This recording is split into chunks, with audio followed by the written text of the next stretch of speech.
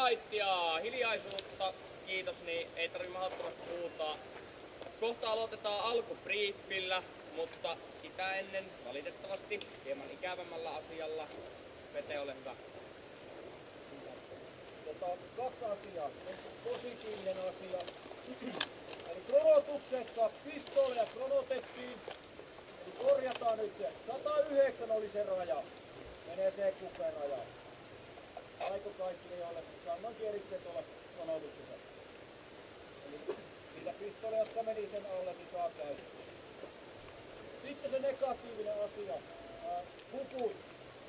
Mä varasin aika isolla rikkoutumisvaralla huppuja tänne. Mulle tulee ilmoittautumisen perusteella. Noin 200 huppua. Kaikki voi lyhyellä vatikalla laskea, että niin meillä voi olla 200 uutta miestä. Eli ne, jotka on ottanut ylimääräisiä huppuja, toimittakaa ne komentopaikalle jossain vaiheessa. Meillä on miehiä, joilla ei ole huppuja. Kuten yksittäinen komentajan komppanian päällikkö, jonka huppu myös jaettiin kaikesta kiireistä pois. Tai antakaa ne ryhmänjohtajille. Tarkastaa. Ne, kellä ei ole minkäänlaista mustaa huppua, käsi ylös nyt. 1, 2, 3, 4, 5, 6 kappaletta. 6 kappaletta huppuja tuonne. Tunteeko nyt joku piston sydämessä, että on ottanut hupun, vaikka olisi löytynyt vanhempi huppu? Voi rehellisesti nostaa käden ylös, tarvitaan 6 kättä. 1, 2. Mulla oli yksi oma huppu, mä voin luovuttaa sen täältä saadut. Käy. 1, 2, 3. Yksi ylimääräinen. Okei.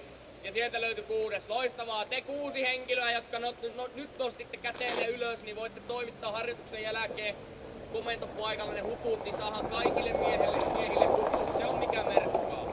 Kunhan kaikilla on huppu, niin se on.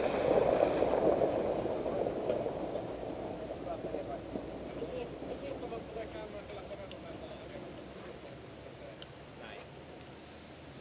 Okei, aloitetaan sitten. Eli tervetuloa vielä kaikille.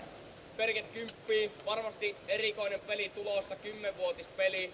Ja aluksi esittelen ihan vaan itteni, eli on tosiaan Mikko Partanen, tunnetaan Interwebissä nimellä Parsi. Ja jotkut tuntee, jotkut ei, mutta on nyt tällä kertaa suomalaisen osaston komentajana täällä Perketissä, koska rakas johtajamme Ulle ei päässyt, niin joudutaan kaivelemaan laarin pohjaa sitten. Ja komppanian päälliköthän meillä on niin ensimmäisellä komppanialla niin Ilon Juha, jonka moni varmasti tuntee, mutta siinä se nyt kuitenkin on. Ja kakkoskomppanialla Kostaman Pete sitten, jonka moni varmasti muistaa viime vuoden firman mainosmiehenä ja Perket 8 osapuolikomentajana. Okei.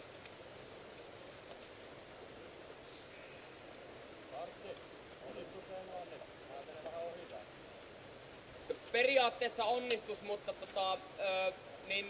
mä voin pitää heille englanniksi saman sitten jälkeen. Okay. Niin, jos te haluatte, niin voitte poistua muodosta, mutta jos haluatte olla paikalla, niin ootte siinä sitten.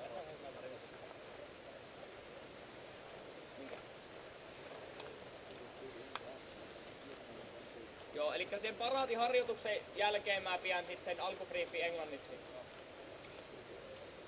Okei, pari semmoista perinteistä juttua. Nää on ainakin niinku kaikille Perket-veteraaneille ihan täysin tuttuja juttuja, mutta meillä on jonkun verran uusia kasvoja, niin sanon muutaman sanan suomalaisista Perket 10 pelissä ja ylipäätänsäkin Perket-peleissä. Eli suomalaisilla on Perketissä aina ollut hyvä maine. Se tulee siitä, että me pelataan kovasti, mutta reilusti. Ja käytöstavat on aina ollut suomalaisella osapuolella hyvä. Eli jos tuntuu siltä, että joku modettaa, niin me ei aleta siitä huutelee eikä rääkymää, vaan yksinkertaisesti shoot until orange. Eli ammutte vaan. Kyllä ne sieltä aikanaan sitten luovuttaa. Ja jos nyt jostakin syystä tuntuu, että joku hirviästi modettaa, niin sit otetaan se ID tosta noin. Ja Moldavia varmaan tänäkin vuonna haluaa kovasti sansialaisia kalloja itselleen ja ne tulee varmasti meitä hakemaan tuolta peissistä. Niin ollaan varpaillaan ja tapellaan ihan saatana lujaa, niin meillähän ei mitään ongelmia tuu. Alright. Sitten muutamia peliteknillisiä juttuja. Ensimmäinen on tämä niin sanottu MGL eli Multiple Gaming Locations. Meille mahdollisesti voi tulla tehtäviä, joista lähdetään näille pelialueille, jotka ovat tämän Härnö-saaren niin kuin ulkopuolella. Niihin mennään busseilla, joiden ikkunat on peitetty ja ne kuvastaa tämmösiä niinku paradroppeja. 150 jätkää pystytään kerrallaan siirtämään pelinjohdon mukaan. Ja jos me lähdetään niihin MGLiin, niin niissä on sitten se tärkeetä, että ne pelialueet voi olla kaukanakin. Niin jos siellä lähtee haahuilemaan, niin saattaa ihan oikeesti eksyä. Ja saattaa oikeesti kävellä 3 päivää ennen kuin löytyy yhtään mitään. Niin yksinkertaisesti, jos niille tehtäville lähetään, niin joukkuejohtajat, ryhmänjohtajat, pakaan pitää pysyä kasassa. Ja tappioita tulee, niin sitten kuolleet kerääntyy ihan johonkin todella helppoon maamerkkiin, eli vaikka tielle. Ja ne istuu siellä vaikka 6 tuntia, jos tarvii. Mut mihinkään ei lähdetä haahuilemaan. Busseilla mennään, busseilla poistutaan. Onko kysymyksiä tästä MGL-hommasta? Aika simppeli systeemi. Kuinka pitkään aikaa pitää varautua tästä ruinaa mukaan? Määrätään tehtäväkohtaisesti. Onko MGL:ssä respawn-mahdollisuutta? Tehtäväkohtaisesti. Alright.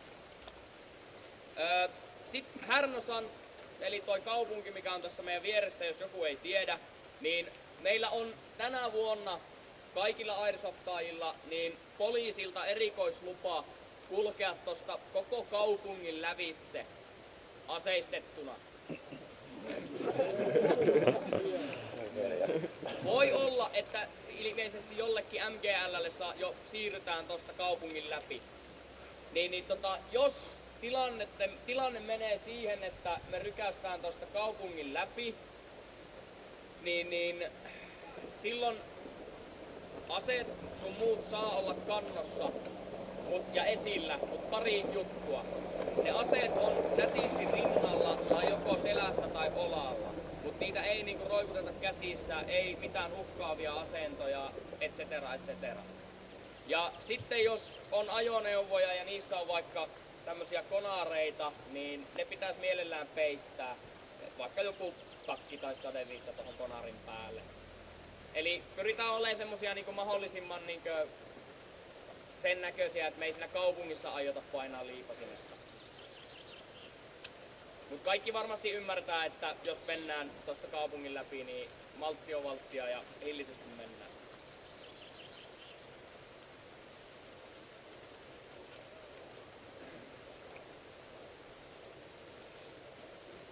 Sitten jos puhutaan tehtävistä pieni pätkä, niin tehtävät on aina ollut Perketissä se meidän tärkein homma.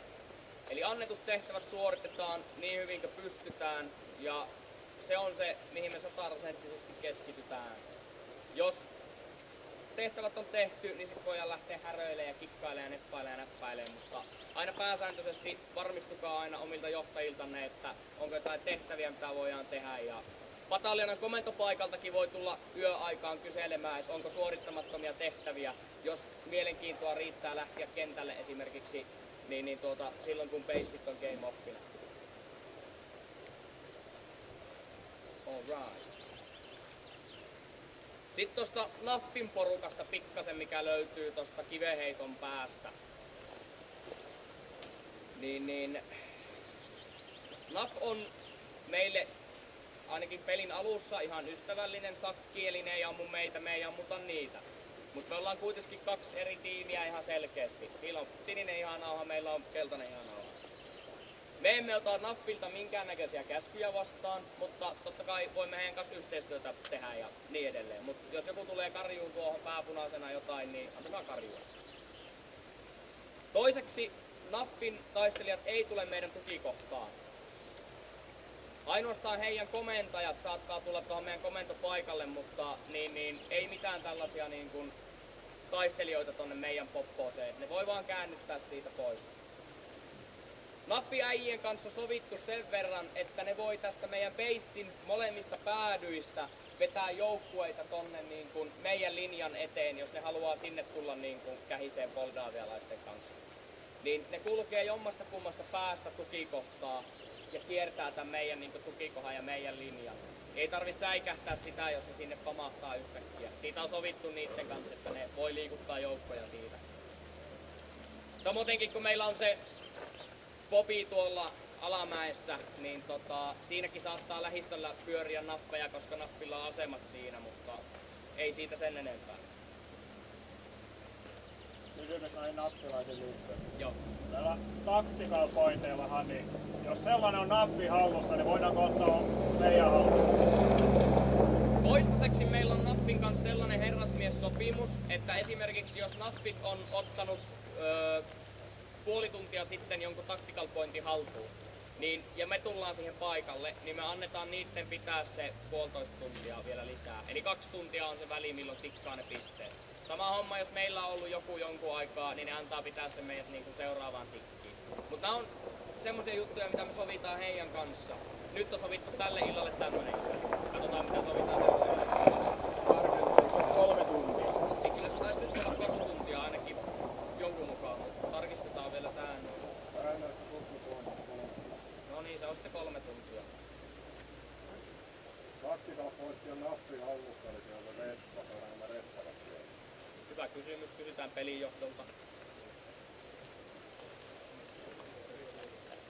Joo, mutta sen verran voin sanoa, että meidän respa, tuolla on toi tuulimylly tuolla, niin se on sen alta löytyy tällä hetkellä meidän respa. Ja siitä respasta ainakin respaa nappia ja meidän. Tän sanoo Game Masterit nyt ite. Niin mä tarkistan myös sit sen, että voidaanko me käyttää jotain nappin tactical point respoja. Todennäköisesti ei voida. Mutta tää base-respa on ainakin yhteinen nyt meille. Se on 100% tieto se. Kun täällä on uusia ihmisiä mukaan, niin voi ottaa safe zone. Joo, safeiltä voi aina sitten, safe zoneilta voi respata kuka vaan haluaa. Hyvä pointti siitä.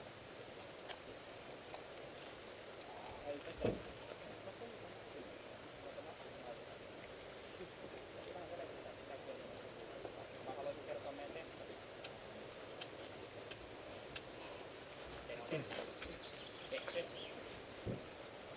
Semmonen täsmennys tohon Naffilla on ainakin ryhmällinen suomalaisia tossa, että Joo, ja varmaan sit kuulee. Nappin siinä sniper-yksikössä on kans pari suomalaista partiota.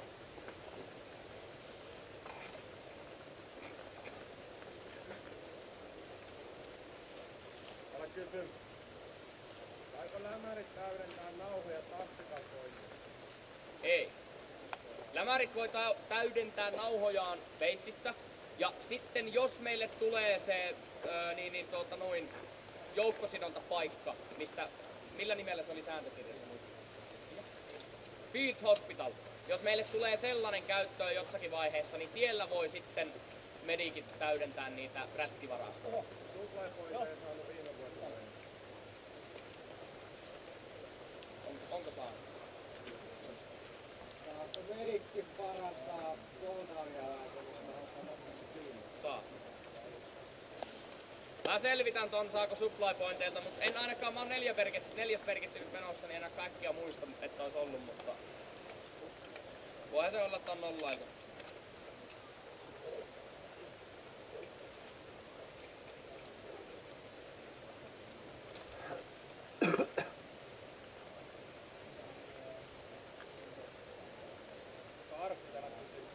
Jopa. saako lääkintämiehet kantaa ylimääräisiä nauhoja, että voisi täyttää sitten näissä supply-pointeissa, jos on mahdollista?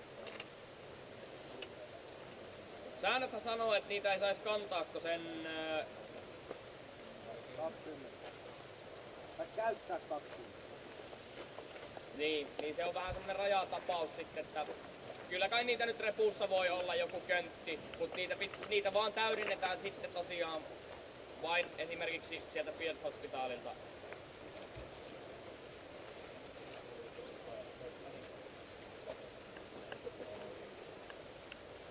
Ai niin sanoit mun jostain. Eli ootko sitä mieltä, että voin tehdä sitä? Vai miten levitetään se meidän tehtävä?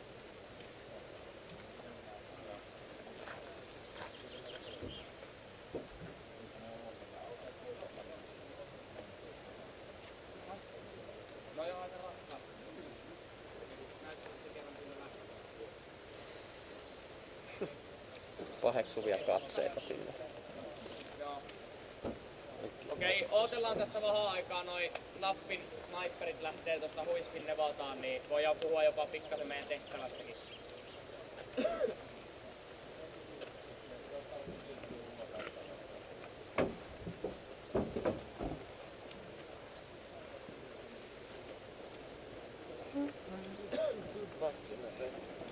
Joo. Niin. Joo. Tarkkaampojen puolella. Tuolta lähtee kolme paperia kiertämään, joissa on kaikissa sama kuva. Siinä paperissa on kuva sellaisista asioista, joita me haluamme nähdä tuolta maastosta, löytää niitä tuolta maastosta.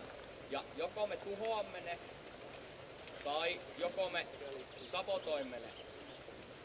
Ja Verget Events ei ole vielä kertonut meille, että miten se käytännössä tapahtuu, mutta minä selvitän sen ennen pelin alkua vielä. Olettaisin, että se jälkimmäinen eli sabotointi tapahtuu paneelista, joka on siinä härvellä. Se on nimetty se paneeli siinä. Eli meidän päätehtävämme on etsiä noin härpäkkeet ja pistää ne osiksi. Se on meidän tärkein tehtävä koko tästä Vergetissä. Ottakaa kännykkä kameralla vaikka kuvia noista, jos ette muuten muista, että minkälainen. Mun mielestä toi on aika helppo kyllä. Mut jos siltä tuntuu, että tarvii muistinvirkistystä, niin vaikka kännykameralla kuvaa. Niin tätä me haetaan. Sitten meidän toisiksi tärkein tehtävä on viivyttää vähintään moldavialaisten hyökkäystä Zanziaan, mutta vielä parempi, niin torjua se kokonaan. Olli sanoisi tässä vaiheessa, että ampua vaan ne paskaksi. Hyvin yksinkertaista. Tuhotaan niiden lelut ja ammutaan ne paskaksi. Sopii. Ei ilmeisesti kovin vaikea tehtävä.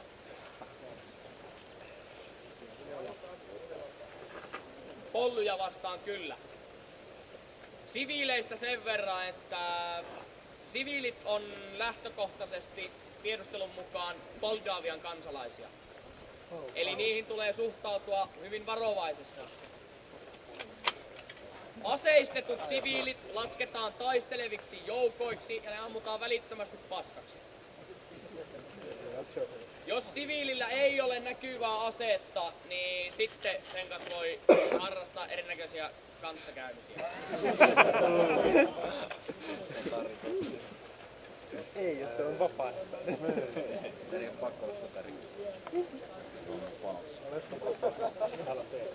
Käsittääkseni te olette erikoisjoukkoja ja teidät on koulutettu toimimaan tällaisessa tilanteessa. Parhaan harkintakykynne mukaan.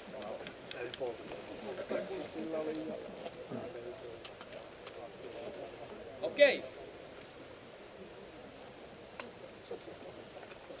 Onko kysymyksiä koskien ylipäätänsäkin nyt meidän tehtävää? Täällä. Saaks pioneerit jotain räjähteitä? Hyvä kysymys. Onko kukaan pioneeri koskaan saanut Vergetissä mitään räjähteitä? On joku. Ai sinä? Okei, ehkä me sitten voidaan saada. Mä kysyn Verget Eventsiltä, että olisiko niille pommeja meillä. Kuka äijä?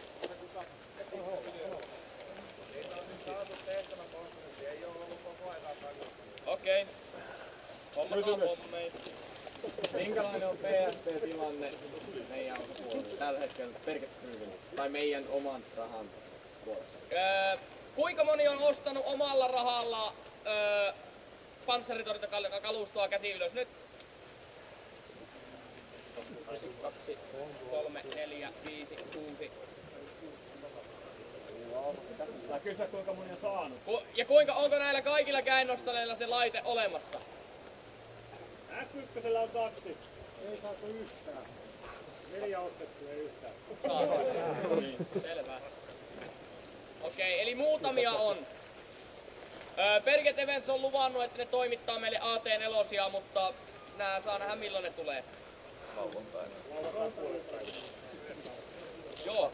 Sitten pikku huomio näistä hommista. Eli kaikki tietää suurin piirtein miltä näyttää AT4-mallinen sinkilä. Niin niitä saa pölliä noita toisilta taistelevilta joukoilta. Se on nimetty niin. AT4 saa pölliä joukoilta, mutta sit niillä voi olla semmosia pienempiä, ohuempia sinkilöitä ja niitä 40 millin heittimiä, niin niitä ei saa pölliä, koska ne on itse ostanut ne. Mut kaikki AT4 saa ryövätä. Kysymys. Liittyen niihin hysyshommiin, niin Mihin hommiin? hysyshommiin Niin. tehtäviin.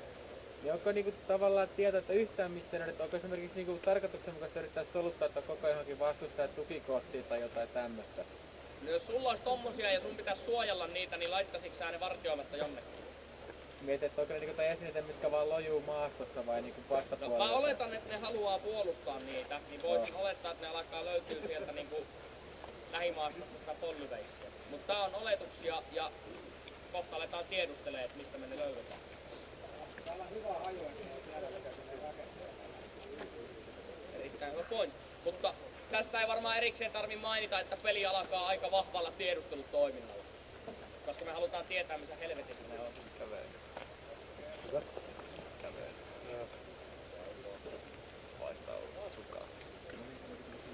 Okei, onko vielä? QLD Post tai vastaava, on tää se. Meille ei ole vielä toimitettu sitä. On. Saa. Elikää nyt jumalauta sitä nappi paskokon, mutta ehkä se pollujen voitte paskoa.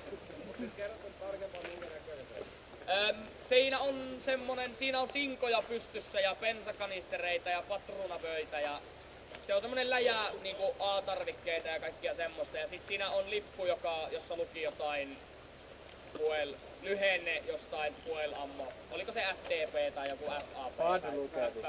Joku semmonen. Jos meillä on ajoneuvoja ja tykistää käytössä peliä. Tässähän nämä ajoneuvot. Kyllä meillä tästä kiistoa ehkä joskus on. Mutta ei ainakaan vielä. Alright, ei tästä sen kummempia, niin nyt otetaan pikkasen, no minkälaista vielä? Toi, missä päin tää Transien raja niinku tietää, mihin ne pollut hyökkää, mitä nappituunaa ja katu kolmas päivää. Tai alapaa se. Ja niitä me niinku puolustaa, missä se raja menee. Siis käytännössä, jos minä olen oikein käsittänyt, niin periaatteessa se niin kuin se Sansian raja kulkee tässä niin kuin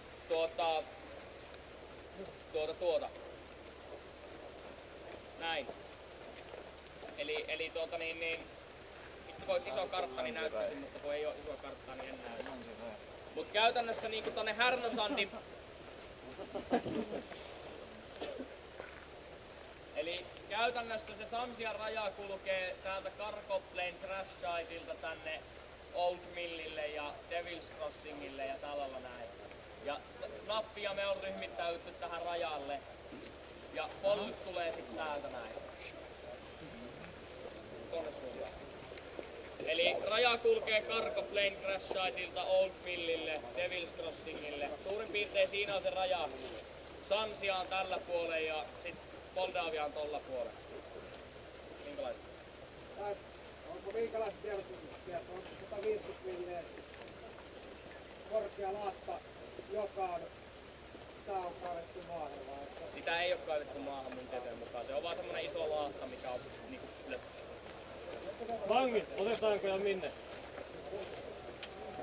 Voi ottaa, kuulustelkaa paikan päällä ja ampukaa. Mikä on se keltainen lätkissä kartoitus? Tarviiko välittää? It's some nuclear shit. Tai jotain. Ei kannata mennä ilman suojavarusteita, eli käydään tiedusteleen toikin jossain vaiheessa. No niin, nyt aletaan pikkuhiljaa siirtymään seuraavaan ohjelmanumeroon, mikä on toi paraatiharjoitus. Ja sitten pelin alussa suoritamme pienen paraatin. Ja homma menee sillä tavalla, että